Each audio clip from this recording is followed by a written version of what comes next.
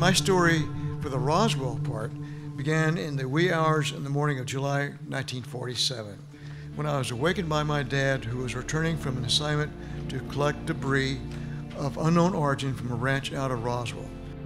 The sheriff in Chavez County contacted Colonel Blanchard, who was the commander of the Air Force Base in Roswell.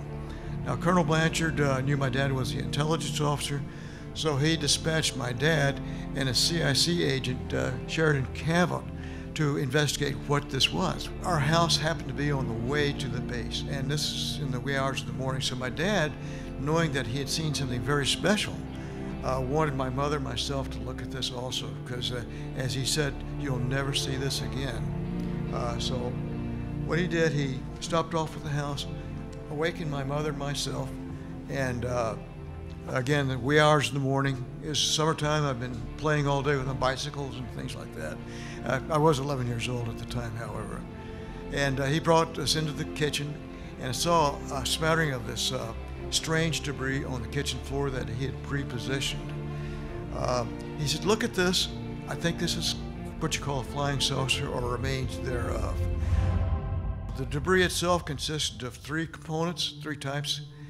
There was a foil, a very tough metallic foil of some nature that I can't really describe.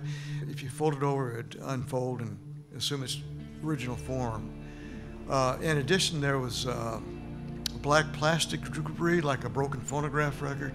But the strangest thing I saw was, as being passed around right now, was that this is a replica of one of the I-beams, or the beams I saw in the wreckage.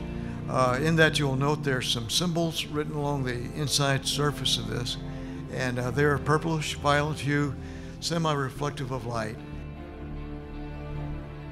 My dad drove the debris into the base that night. I think it was that night, or maybe early next morning, where he was assigned by Colonel Blanchard to fly the material to General Ramey's office in Fort Worth. This was flown in the belly of a B-29 under armed guard. That's where the cover-up began, in General Ramey's office. So when my dad got home, he sat my mother and myself down and said in no uncertain terms, "You will never talk about this. This is a non-event." Is there anything else you can share with us of your impressions and knowledge of an 11-year-old boy? Well, yeah, it was a very Earth awakening experience, or space awakening experience for me. It did make this me very interested in astronomy and cosmology, because I realized that whatever was on the kitchen floor didn't come from here, but came from out there. What else should we know before we get up from here today? Well, I think what it does, it tells us that we are not alone in the universe. As a matter of fact, there's other civilizations out there, and they're finding Earth-like planets around other star systems every day. Any civilization that develops into the space travel has gone through a nuclear age, and we're still on the precipice of either surviving or not surviving ours, but it means they did. And if they can do it, we can also survive our nuclear warlike tendencies. Well, as a 76-year-old, I'm no spring chicken.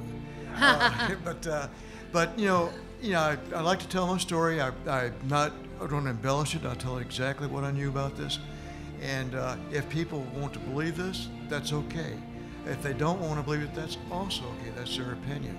I would certainly like to have the government spill the beans about this while I'm still alive to say, "I told you so." But I may not be. But it doesn't matter. I've been there and done that, so I know what it was.